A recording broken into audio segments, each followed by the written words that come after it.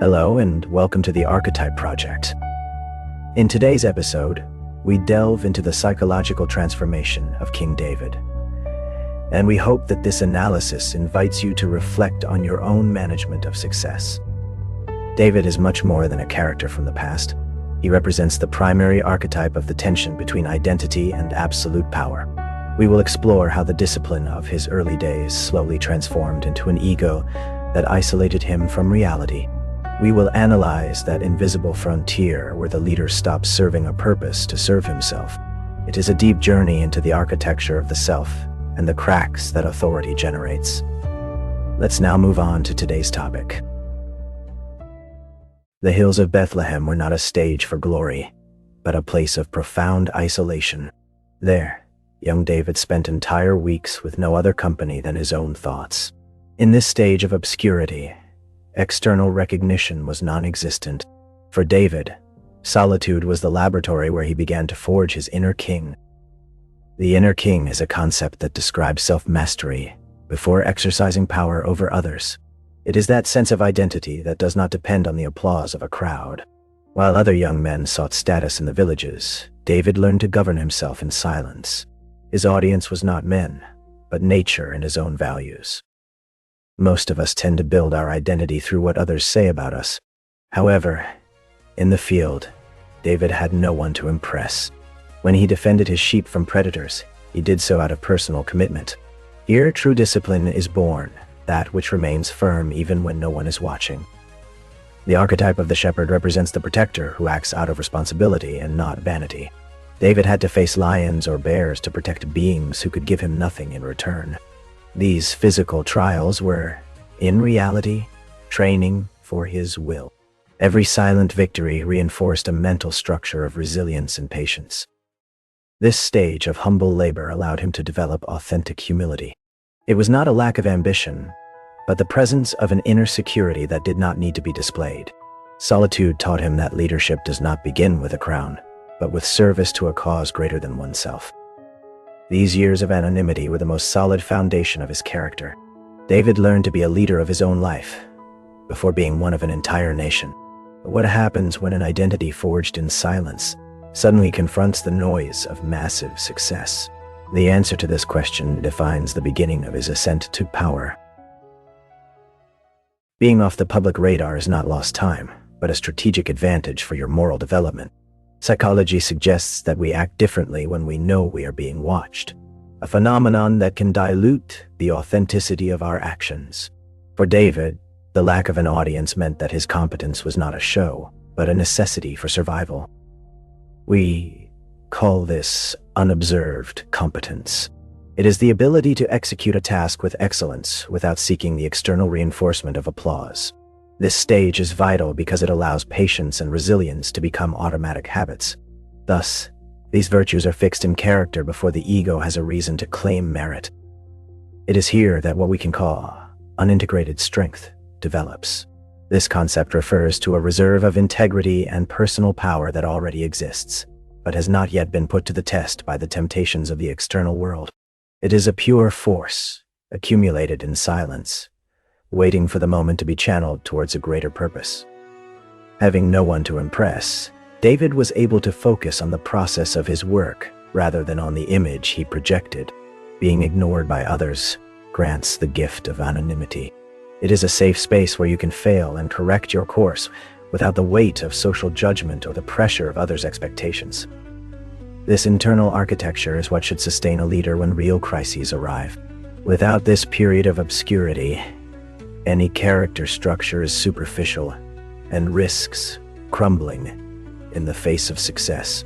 What is built in isolation is a map of values that aims to be unshakable. However, there is a hidden danger in this strength. Having not been challenged by recognition or luxury, the virtue of obscurity is still a theory. The true test of fire for identity does not occur in the scarcity of the mountains, but in the abundance of the palace. It is in the ascent where we will discover if that solid foundation is capable of withstanding the weight of a crown. The stone that David threw at Goliath not only brought down a giant, that projectile also forever destroyed the anonymity that protected him. From one moment to the next, the young man who only sought the approval of his own conscience, became the center of all eyes. This is the breaking point where the strength built in isolation confronts its greatest enemy, public validation. The event with Goliath functioned as an extreme psychological catalyst.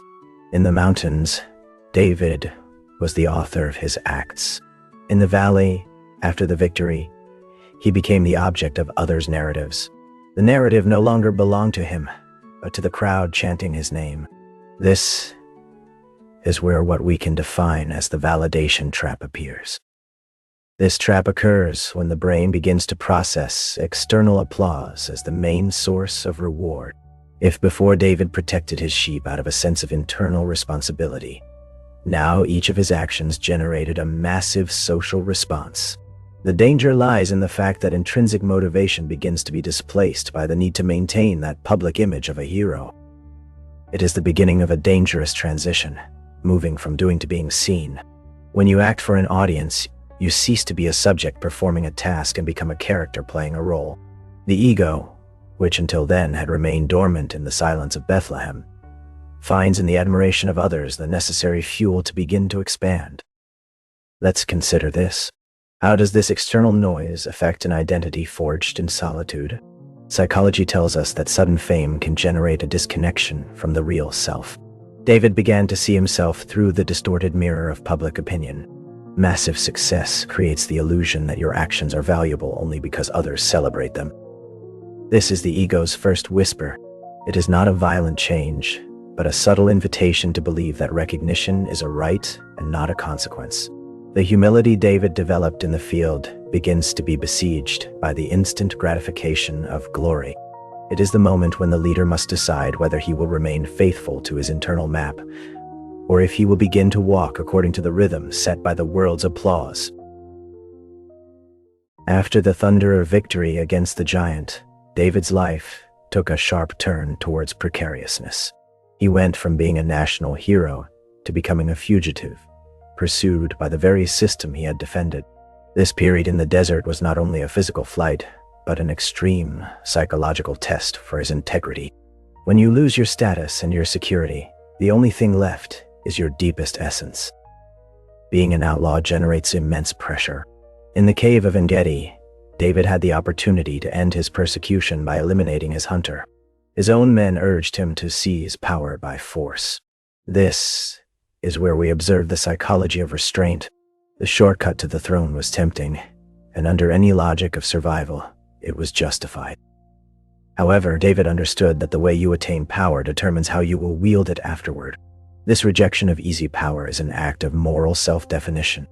If David had taken the life of his predecessor, he would have validated violence as a legitimate tool of succession.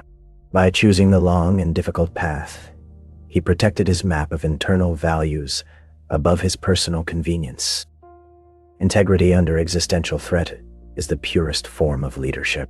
At that moment, David demonstrated that his identity was not tied to a crown, but to a higher purpose that did not tolerate ethical betrayals. He knew that a kingdom built on murder would be born mortally wounded in its legitimacy. These years as an outlaw represent the pinnacle of his character. Despite living in caves and suffering deprivations, his moral compass remained intact. It is the paradox of human development. We are often more whole when we fight to survive than when we have everything under control. This absolute solidity is about to face a very different challenge. The desert forges the soul, but the palace seduces it with a comfort that danger could never offer. The definitive ascent to the throne will mark the beginning of a new and complex psychological transformation. The transition from the caves of En-Gedi to the throne of Jerusalem was not just a change of postal address. It was a radical transformation in the architecture of David's thought. As a fugitive, your brain operates under the logic of survival. In this state, every decision is aimed at neutralizing an immediate external threat. Upon becoming a monarch, that pressure disappears and the sovereign mindset emerges. You no longer need to react to the world. Instead, the world reacts to you. Your will ceases to be a shield and becomes an order. This change profoundly alters the perception of reality and of one's own personal power. One of the most invisible risks at this stage is the loss of feedback loops. In the desert, error was paid with life, which kept you connected to reality. In the palace, the environment becomes complacent. When everyone around you assents to your desires, you lose the ability to distinguish between what is right and what is simply possible. Total security generates a dangerous psychological paradox. When external enemies disappear, internal vigilance usually relaxes. It is in this void of threats that the ego finds space to expand without resistance. The self-discipline that saved you in precarity begins to dissolve in the face of a lack of clear limits and direct challenges. For a sovereign, personal desire tends to be confused with legitimate authority. If you want something, the brain can trick you into believing it is lawful just because you have the power to obtain it. This is the basis of moral fragility. When personal desire outweighs the original purpose, the leader's identity begins to silently fracture. This new scenario of abundance and absolute control is the ground where the deepest crises are sown. David's true battle is no longer fought on the battlefields against enemy nations. The conflict is now internal. It is a struggle to maintain integrity when there is no one left in the world capable of telling you no. The palace functions as a filter that alters your perception of reality. As David settled on his throne, the stone walls began to act as a psychological barrier. It wasn't just a matter of physical security. The very design of the court is intended to separate the sovereign from the common and the everyday. In the desert caves, David had companions who shared his fortune and his bread. There was a horizontal structure that allowed for honest counsel and direct criticism. However, in the architecture of power, that structure of equality disappears. Friends are replaced by subjects and allies by subordinates. This change generates what we can call a social echo chamber. A subordinate has a direct incentive to please the leader, not to correct him. When your environment only reflects your own desires and opinions, your judgment begins to atrophy. The absence of dissenting voices creates a vacuum of critical information that is vital for maintaining the health of one's character. What happens then is the emergence of psychological exceptionalism.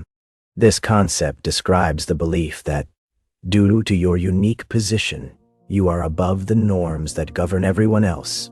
The ego uses isolation as proof of its own superiority. If no one questions you, it's easy to conclude that your desires are always legitimate and your impulses always correct. This disconnection from equals erodes the empathy and humility that David forged in his youth. Isolation is not just loneliness. It is the loss of the honest mirrors that tell us who we truly are. In the palace, David's mirror began to show a distorted image of himself. The architecture of authority convinced David that he was a being apart. This feeling of being special is an ego defense that hides a deep fragility. Having no one to bring him back to earth, the king began to inhabit a world where his whims held the weight of law. This is the silent foundation upon which a leader's most serious mistakes are built. For character to remain steadfast, it needs to collide with external limits. In psychology, we understand that human behavior is regulated by a constant dance between our desires and the consequences the world imposes on us. When you are a shepherd or a fugitive, no is a reality present at every moment. You cannot ignore the weather, you cannot ignore the enemy, and you cannot ignore the law without suffering an immediate impact. However, absolute status eliminates these necessary frictions. Upon reaching the top, David experienced what we call the erosion of external restrictions. This phenomenon occurs when the environment stops offering resistance to your impulses. If no one has the power or authority to tell you no, your brain begins to interpret that limits have ceased to exist for you. Self-discipline, which was once a muscle trained by necessity, begins to atrophy from lack of use. This situation leads to a distorted perception of sovereign reality. In this mental state, the leader stops seeing norms as universal principles. He begins to see them as optional suggestions that only apply to others. Prolonged success and a lack of criticism generate a false sense of immunity. It is the dangerous belief that the natural consequences of actions cannot reach you due to your privileged position. Unrestricted impulse is the result of this regulatory vacuum. Without a countervailing power that balances the scales, desire becomes a command almost instantly. What was once an internal struggle between what is wanted and what should be eventually disappears. The king's will expands to occupy all available space, eliminating any trace of the prudence that characterized him in his youth. This psychological decay of self-regulation is silent but devastating. It's not that a person decides to become unjust overnight. It's that their internal braking system has been dismantled piece by piece due to the comfort of power. When the external structure of limits disappears, internal integrity is exposed to its most difficult test. With nothing to stop him outside, David is about to discover what remains of him within. Authentic leadership is based on the idea of service to a greater purpose. In his early days, David understood that his authority was a loan and a tool to protect something that did not belong to him. However, prolonged power produces a chemical change in the perception of the mission. What began as a sacred commitment to his people started to transform into a sense of personal ownership. This phenomenon is known as the appropriation of purpose. It occurs when the leader stops seeing himself as a servant and begins to believe that he is the sole cause of success. Within your mind, the concept of us is replaced by mine. This transition is almost imperceptible. It does not manifest with grand speeches, but with a subtle change in the way everyday reality is processed. When the ego hijacks identity, the leaders will become sacred. At this stage, you begin to believe that your personal desires are beneficial for the group by definition. The line separating public welfare from your private satisfaction disappears. If the king desires something, his mind justifies that desire as a necessity of the state. It is the birth of the self-proclaimed deity. This psychological corruption is devastating because it completely eliminates self-criticism. The original purpose no longer guides your steps. Now it is just a mask to validate your impulses. You have gone from being an architect of the nation to being the center of a cult to your own will. Mission has died, and in its place only an ego that demands to be fed remains. This is the mental state preceding absolute disaster. When you no longer serve an ideal, but the ideal serves you, you lose all moral compass. You become a prisoner of your own importance. What follows this inflation of the self is no longer glory, but an inevitable collision with the reality you have tried to ignore. Prolonged success builds an invisible trap in the leader's mind. When you have accumulated years of virtues and sacrifices, a phenomenon called moral licensing appears. This occurs when you use your past good deeds as credit to justify current bad behavior. You feel you have earned the right to break the rules. For someone like David, seeing himself as a villain was impossible to process. If his desires clashed with his values, his brain needed to resolve that tension immediately. We know this process as cognitive dissonance. It is the mechanism that allows us to maintain a positive image while acting negatively. Instead of admitting the error, the mind alters the perception of reality. The leader begins to believe that the act is not bad by nature. He thinks he is simply an exception to the general rule. Thus, past virtue becomes a shield against present guilt. This is where the God complex is finally born. It is the belief that divine favor or special status places you above ordinary morality. In this state of mind, the sovereign no longer asks if something is right. He only asks if he wishes to do it at that precise moment. This moral immunity is purely illusory. It is an anesthesia of character that allows grave errors to be committed without feeling the weight of conscience. David did not suddenly fall into absolute darkness. He first built a mental scaffolding that made his transgression seem like a legitimate right. The psychological scenario is now completely ready. When a man believes himself exempt from common laws, disaster is only a matter of time. What follows is the perfect example of how this system of self-deception collapses at the first impulse of temptation. Spring marked the time when kings went out to war. However, David decided to stay in Jerusalem. This is the paralysis of success. When you no longer have giants to fell, purpose fades and gives way to boredom. Leisure at the top is the most fertile ground for your own self-sabotage. From the palace rooftop, David's perspective had completely changed. He was no longer in the mud with his men. Now he observed from a physical height that reflected his moral distance. The rooftop symbolizes that operational disconnect where the leader stops acting to become a mere spectator of others' lives. It was then that his gaze fell upon Bathsheba. In psychology, this is the shift from active attention to passive observation. When not occupied with your mission, the mind seeks stimuli to fill the void of comfort. The desire did not arise from a real need, but as a response to the weariness of having everything under control. The question David posed to his servants marked the beginning of the moral breakdown. Is this not Bathsheba? It was not an impulsive act born of desperation. It was a deliberate decision facilitated by a frictionless environment. By asking about her, David crossed the border between curiosity and possession. His identity as a protector, forged in the harshness of the mountains, crumbled before immediate gratification.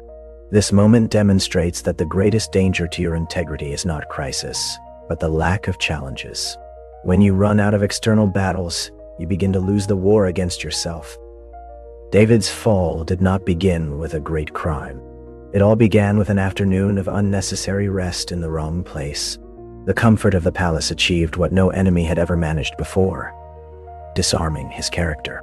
This surrender to impulse is the first deep crack in the structure of a man who believed himself invulnerable. The news of Bathsheba's pregnancy transformed an impulsive lapse into a deep identity crisis. At this point, David's ego no longer sought pleasure, but the survival of his public image. For the sovereign, truth ceased to be a moral value and became a threat that had to be managed through deception. Here we observe the cold logic of reputation management. David first attempted a subtle manipulation by bringing Uriah, Bathsheba's husband, from the battlefield. The objective was for the soldier to spend the night with his wife to cover up the king's paternity. However, Uriah's integrity acted as a painful mirror reflecting the monarch's baseness. Faced with the nobility of his subordinate, the king's ego did not react with repentance, but with systemic betrayal. When manipulation methods failed, David used the military apparatus to orchestrate a covert assassination. By ordering Uriah to be abandoned in the line of fire, power ceased to be a tool of protection. It became a weapon of concealment. This is the moment of the total collapse of the shepherd archetype. That young man who risked his life to protect a single sheep now sacrificed a loyal man to save his status. The psychology of collapse shows us how a personal failing escalates to become an institutionalized abuse of authority. The transformation is complete. The leader no longer serves justice, but deforms reality to fit his needs. The palace became the command center of a cold and calculated conspiracy. David has ceased to be the protector of his people to become the architect of his own shadow. This phase demonstrates that the ego, once it crosses the line of self-justification, is capable of destroying everything in its path. No trace remains of that David who sought the approval of his conscience. Now only a sovereign exists who uses his crown to silence the dead and protect a lie he believes infallible. Life in the court of Jerusalem continued as if nothing had happened. After Uriah's death, David took Bathsheba as his wife, and in the eyes of the people, the king had simply shown compassion for a hero's widow. At this point, David entered what psychology defines as a state of deep denial. It wasn't just that he was lying to others. He was trying to convince himself that his integrity remained intact. To survive emotionally, your mind often resorts to compartmentalization. This mechanism allows you to separate your dark actions from your public identity. David continued, judging cases, leading prayers, and ruling with the same authority as always. However, this internal division generates an invisible fracture. The king inhabited a distorted reality where sin had transformed into an administrative secret that was already under control. Maintaining this mask demands an immense amount of psychological energy. Living a lie is a 24-hour job that depletes the capacity for reflection. Each time David put on his royal robes, he had to reinforce the armor of his ego to prevent guilt from escaping. The ego prefers to build a fortress of falsehoods rather than admit that the image of the perfect leader has died. We call this phenomenon the maintenance of the false persona. It is a constant state of alert, where the individual fears that any crack in their behavior might reveal their true self. David was no longer free. He had become the guardian of his own prison of appearances. The man who once sought truth in the silence of the mountains now feared silence, because in it resonated the voice of his conscience. This artificial peace is extremely fragile. Although the kingdom seemed stable and his new family grew, David's internal structure was hollow. His ego told him that the worst had already passed, and that time would erase the traces of his betrayal. What he didn't know is that reality cannot be stifled forever. The armor that protected him from external judgment was about to collide with a truth that no crown could hide. When your ego has built a fortress of self-deception, self-criticism usually disappears completely. You can come to believe your own lies if there is no one to challenge you directly. In this state of isolation, David needed an external mirror to recover his humanity. That mirror was the figure of Nathan, who used a brilliant psychological technique to dismantle the king's defenses. Nathan did not accuse David head-on at first. He knew that a direct attack would only strengthen the monarch's shield and activate his defense mechanisms. Instead, he used a parable. This is a narrative tool that allows the individual to observe an ethical conflict from the outside, eliminating initial emotional resistance. It is what we call a bridge to the truth. By telling the story of a rich man who steals a poor man's only lamb, Nathan achieved something vital. He made David judge the act with his old moral compass, as a shepherd. Since the king did not identify with the aggressor in the story, he was able to evaluate the injustice with complete objectivity. His capacity for indignation demonstrated that his original values still existed, even if they were buried. The result was a visceral reaction. David was enraged by the rich man's wickedness and issued an immediate sentence. At that instant, his judgment was pure, because it was not tainted by his own guilt. Nathan only had to close the circle with a phrase that broke the spell. "You are that man." That is the moment of psychological thaw. The narrative of justification that David had maintained for months crumbled in a second. There were no longer palaces or crowns that could hide the reality. When the external mirror returns your true image, the ego can no longer keep pretending. David could finally see the shadow he had cast over his own character and his nation. This clash with reality is painful but necessary for any restoration process. Without that honest mirror, the leader remains forever trapped in his own distortion.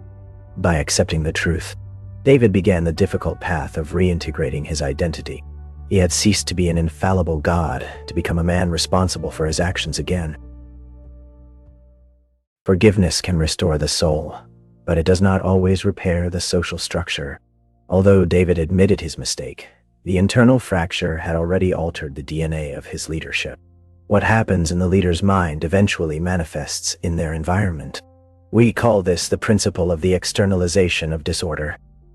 Moral authority is an invisible but real resource. It is not just about the ability to give orders, but about the legitimacy that emanates from consistency. By betraying his own values, David broke the psychological contract that bound him to his people.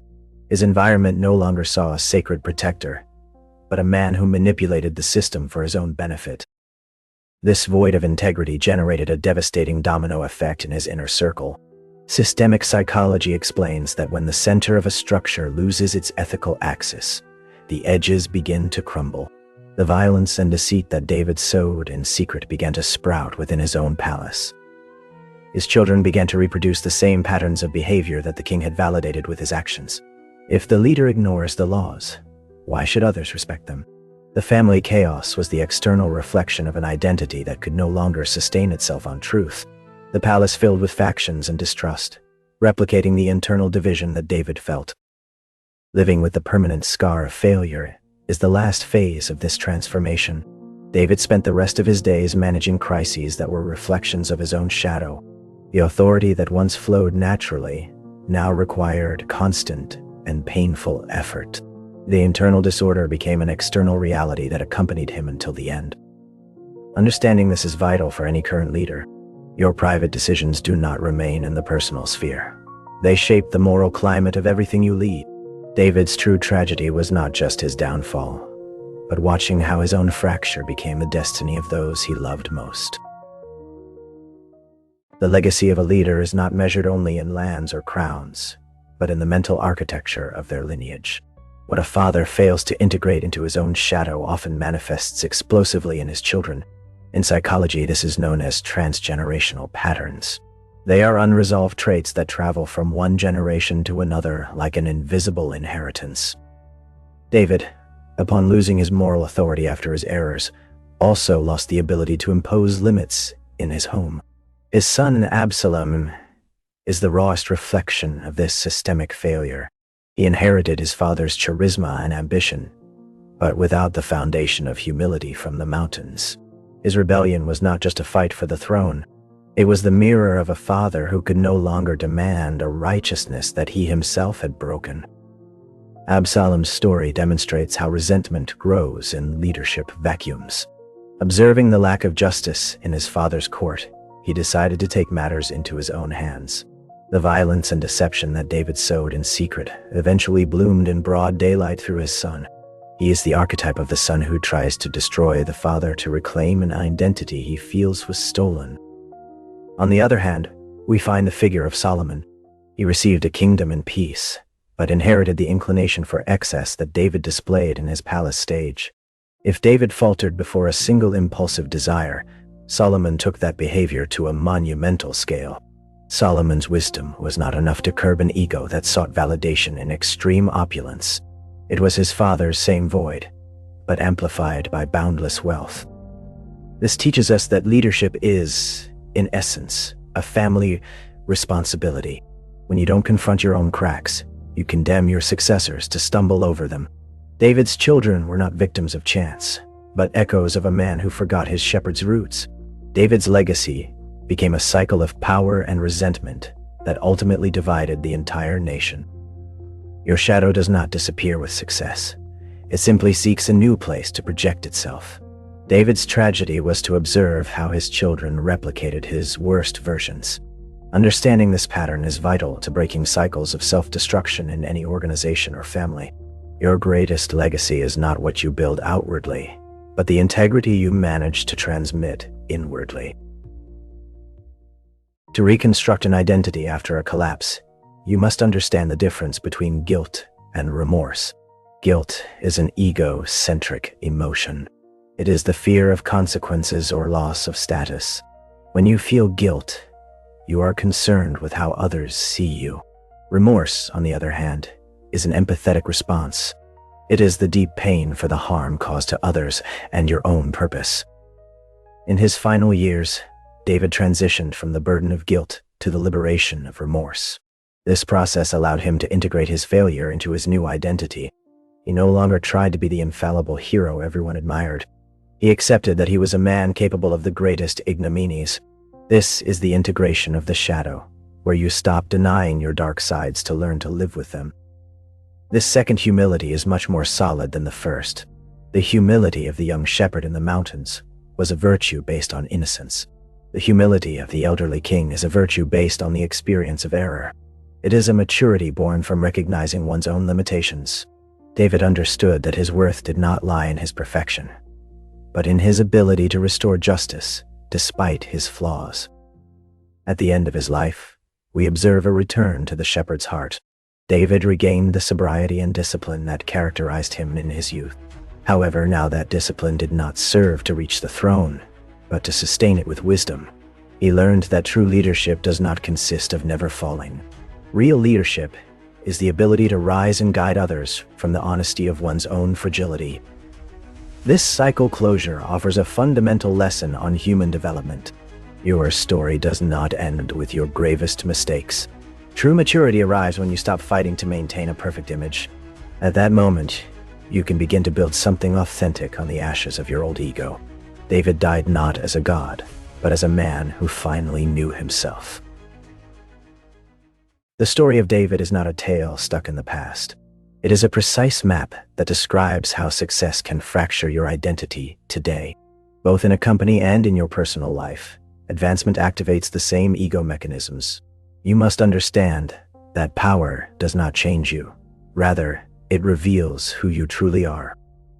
The first symptom of danger is operational isolation. The higher you are, the less contact you have with day-to-day challenges. If you stop listening to those at the base, You start making decisions based on a fantasy. This is the invisible bubble that precedes any spectacular fall. You must observe if you have built an echo chamber around yourself. This term describes an environment where you only hear opinions that reinforce your own. If your team always agrees with you, you don't have collaborators. You have a mirror. The lack of direct criticism indicates that your ego already controls your relationships. The critical point arrives with psychological exceptionalism. It is the belief that your achievements place you above common norms. You can come to think that ethical rules are for others and not for you. This feeling of immunity is the exact beginning of the collapse of your character. To avoid this fate, you need accountability systems. It's not enough to have good intentions. You must seek out people who have permission to tell you the unfiltered truth. A conscious leader protects their humility against the noise of constant applause. Ask yourself today, who is the Nathan in your life? If you have no one to confront you, you are already in a vulnerable position.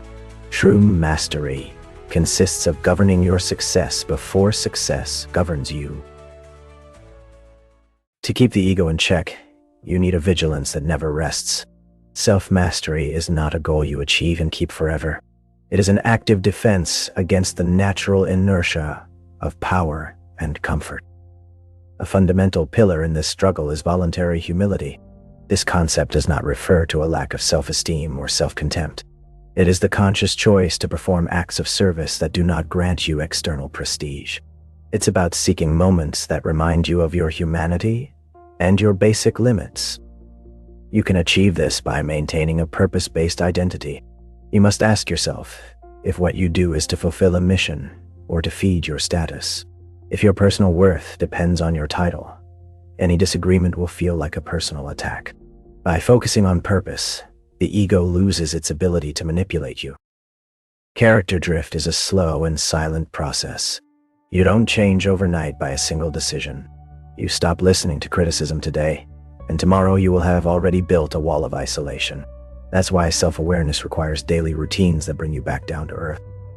This involves actively seeking situations where you are not the most important person in the room. Listening to opposing opinions and performing humble tasks keeps your feet on the ground. For David, the constant challenge was to remember that, before being king, he was a shepherd responsible for the lives of others. The mastery of your identity is the most powerful tool you possess. In the end, what defines you is not how much power you accumulated, but how you managed to govern yourself. This daily discipline is the only thing that can protect you from becoming a stranger to your own essence. David's journey allows us to understand an uncomfortable truth about the nature of authority. We commonly say that power corrupts, but psychology suggests something different. Power acts as a catalyst or an accelerator for what already resides within you. If there are cracks in your character, success will not cover them. On the contrary, it will widen them until the structure completely collapses. The archetype of David represents the constant tension between the shepherd and the sovereign. The shepherd is the servant who watches in solitude and acts upon intrinsic principles. The sovereign is one who decides and possesses, but runs the risk of getting lost in his own will. Tragedy arises when the sovereign forgets that his legitimacy depends on keeping the inner shepherd alive. This figure is what reminds you that no crown places you above the moral law. Throughout this analysis, you have seen how validation, isolation, and a lack of boundaries erode identity. However, David's legacy also offers a lesson of hope. It teaches us that integrity is not the absence of errors, but the courage to look in the mirror and reintegrate our own shadow. No matter how much influence you achieve, the real challenge will be the same one faced by that young man in the hills of Bethlehem. You must remember that the most complex leadership is not the one you exert over others. True mastery is the one you maintain over your own impulses, when you no longer have external restrictions. In the end, success is not measured by the height of your throne, but by the health of your character amidst abundance. Your inner shepherd must continue to watch, even when you believe there are no more giants left to defeat. Thank you for joining us in this analysis on the architecture of ego and power. David's story is not an isolated event, but a mirror of the tensions that dwell within your own character. I invite you to reflect on what areas of your life are losing the necessary friction to keep you whole. Are you feeding the shepherd or allowing the sovereign to isolate you? If this psychological approach has provided you with a new perspective, subscribe to the Archetype Project. We will continue exploring the archetypes that shape our reality. Until next time, and remember that leadership starts with you.